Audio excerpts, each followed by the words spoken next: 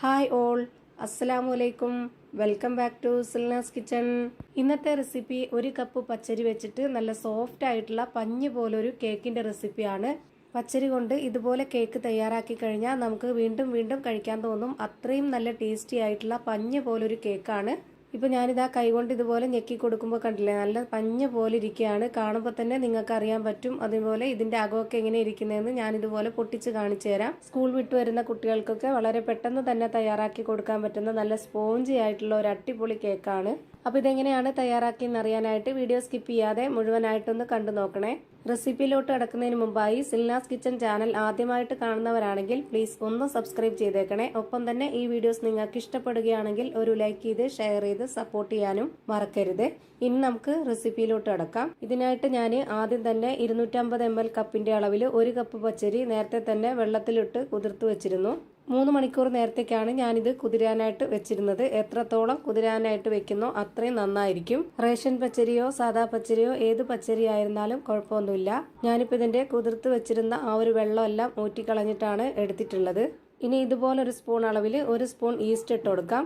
ഇനി ഇതൊരു മിക്സിയുടെ ജാറിലിട്ടിട്ട് നല്ല പോലെ അരച്ചെടുക്കാനുള്ളതാണ്. അപ്പോൾ അതിനായിട്ട് ഞാനിവിടെ ഒരു മിക്സിയുടെ ജാർ എടുത്തിട്ടുണ്ട്. അതിലേക്ക് ഈ ഒരു പച്ചരി മുഴുവനായിട്ടും ഇട്ട് കൊടുക്കാം. ഇനി ഇതിലേക്ക് മണത്തിന് വേണ്ടി ഒരു 3 ഏലക്ക ഇട്ട് കൊടുക്കുന്നുണ്ട്. നിങ്ങൾക്ക് വാനില എസൻസ് ആണ് ഒഴിച്ചു കൊടുക്കേണ്ടത് എന്നുണ്ടെങ്കിൽ അത് ഒഴിച്ചു കൊടുക്കാം. പിന്നെ ഇതിലേക്ക് നല്ല കട്ടിയായിട്ടുള്ള ഒട്ടും തന്നെ വെള്ളം ചേർക്കാത്ത പശുവിൻ പാലാണ് ഒഴിച്ചു കൊടുക്കുന്നത്. 1/2 കപ്പ് അളവിൽ മുഴുവനായിട്ടും ഒഴിച്ചു കൊടുത്തിട്ടുണ്ട്. ഇനി ഇതിലേക്ക് ടേസ്റ്റ് ഒന്ന് കൂട്ടാനായിട്ട് ഇതുപോലെ വലിയ സ്പൂൺ അളവിൽ 2 സ്പൂൺ പാൽപ്പൊടിയാണ് ഇട്ട് കൊടുക്കുന്നത്. ഓരോ സ്പൂണും ഇതുപോലെ നിറയെ എടുത്തിട്ടുണ്ട്. ഈ പാൽപ്പൊടി ഇതിന്റെ ടേസ്റ്റ് കൂട്ടും, അതുകൊണ്ട് ഇത് സ്കിപ്പ് ചെയ്യരുത്. ഇനി ഇതിലേക്ക് മധുരത്തിന് ആവശ്യമായ പഞ്ചസാര ചേർത്ത് കൊടുക്കാം. ഞാനിവിടെ 1/4 കപ്പ് അളവിലാണ് 1 കപ്പ് നിറയെ ഇട്ട് കൊടുത്തിട്ടുള്ളത്. പിന്നെ ആ ഒരു മധുരത്തിനെ ഒന്ന് ബാലൻസ് ചെയ്യാനായിട്ട് ഒരു നുള്ളു ഉപ്പും ഈ കേക്ക് ഒന്ന് സോഫ്റ്റ് ആയിട്ട് കിട്ടാൻ വേണ്ടിയിട്ട് ഇതിലേക്ക് കുറച്ച് സോഡാപ്പൊടിയും ഇട്ട് കൊടുക്കുന്നുണ്ട്. പിന്നെ ഇതുപോലെ 3 ടേബിൾ സ്പൂൺ അളവിൽ സൺഫ്ലവർ ഓയിലും കൂടിയാണ് ഒഴിച്ചു കൊടുക്കുന്നത്. ഇതിൽ ഒന്നും തന്നെ സ്കിപ്പ് ചെയ്യാനുള്ളതല്ല. ഇതെല്ലാം ഒന്നിച്ച് ചേർത്ത് കൊടുത്താൽ മാത്രമേ നല്ല പെർഫെക്റ്റ് ആയിട്ട് നല്ല ടേസ്റ്റി ആയിട്ട് നല്ല സോഫ്റ്റ് ആയിട്ടൊക്കെ കിട്ടുള്ളൂ. ഇതിലേക്ക് ഞാനിപ്പോൾ പാല് മാത്രം തന്നെ ഒഴിച്ചു കൊടുത്തിട്ടുള്ളൂ. ഇനി ഇത് നമുക്ക് നല്ല പോലെ ഒന്ന് അരച്ചെടുക്കണം. ഒട്ടും തന്നെ തരികളില്ലാതെ നന്നായിട്ട് അരച്ചെടുക്കണം. ഞാനിപ്പോൾ ഇതുപോലെ ഒരു പാത്രത്തിലേക്ക് ഒഴിച്ചു കൊടുത്തിട്ട് ഒരു 10 മിനിറ്റ് നേരത്തേക്ക് ഇതൊന്ന് റെസ്റ്റ് ചെയ്യാനായിട്ട് മാറ്റി വെക്കുന്നുണ്ട്. ഈ 10 മിനിറ്റ് കൊണ്ട് ഈ മാവ് പൊങ്ങി വരുമൊന്നുമില്ല. ഒന്ന് സോഫ്റ്റ് ആയിട്ട് ഒന്ന് മാവ് അയഞ്ഞ് കിട്ടാൻ വേണ്ടി മാത്രമാണ് ഇങ്ങനെ 10 മിനിറ്റ് റെസ്റ്റ് ചെയ്യാനായിട്ട് മാറ്റി വെച്ചിട്ടുള്ളത്. ഈ മാവിന്റെ പരുവം ഞാനിപ്പോൾ കോരി കാണിച്ചു തരാം. ഇതുപോലെ ഈ ഒരു കട്ടിയിലാണ് മാവ് വേണ്ടത്. ഇതുപോലെ കേക്ക് തയ്യാറാക്കാനായിട്ട് മാവ് നല്ല കട്ടിയാവരുത്, എന്നാൽ നല്ല ലൂസും ആവരുത്. ഇനി നമുക്ക് ഇഷ്ടമുള്ള ഏത് പാത്രത്തിൽ വേണമെങ്കിലും ഇത് സെറ്റാക്കാനായിട്ട് ഒഴിച്ചു കൊടുക്കാവുന്നതാണ്. ഞാനിപ്പോൾ ഇവിടെ ഇതുപോലുള്ള 4 സ്റ്റീൽ ഗ്ലാസ് ആണ് എടുത്തിട്ടുള്ളത്. 4 സൈസ് വലിപ്പത്തിലുള്ള ഗ്ലാസ് ആണ് എടുത്തിട്ടുള്ളത്. ഒരേ സൈസ് വലിപ്പത്തിലുള്ള ഗ്ലാസ് ആണെന്നുണ്ടെങ്കിൽ എല്ലാം ഒരുപോലെ കിട്ടും. ഞാൻ ഇതുപോലെ ഓരോ ഗ്ലാസ്സിലും ഓയിൽ നന്നായിട്ടൊന്ന് സ്പ്രെഡ് ആക്കി കൊടുക്കുന്നുണ്ട്. ഇതിന്റെ മുകളിൽ ഈ വക്ക് വരെയും നമ്മൾ സ്പ്രെഡ് ആക്കി കൊടുക്കണം. എന്നിട്ട് വേണം നമ്മൾ ഇതുപോലെ മാവ് ഒഴിച്ചു കൊടുക്കാനായിട്ട്. അങ്ങനെ ആകുമ്പോൾ മാത്രമേ നമുക്ക് പെട്ടെന്ന് തന്നെ കേക്ക് റെഡി ആവുമ്പോൾ ഇളകി കിട്ടുള്ളൂ. ഞാനിപ്പോൾ ഓരോ ഗ്ലാസ്സിലും മുഴുവനായിട്ടും ഒഴിച്ചു കൊടുക്കുന്നില്ല. ഇതുപോലെ 1/4 ഭാഗത്തോളം മാത്രമേ ഒഴിച്ചു കൊടുക്കുന്നുള്ളൂ. മുഴുവനായിട്ടും ഒഴിച്ചു കൊടുക്കരുത്. ഇതുപോലെ 1/4 ഗ്ലാസ് മാത്രം ഒഴിച്ചു കൊടുക്കുക. നമുക്കിത് വെന്ത് വരുമ്പോൾ മാവെല്ലാം പൊങ്ങി മേളിൽ വരെ വരും.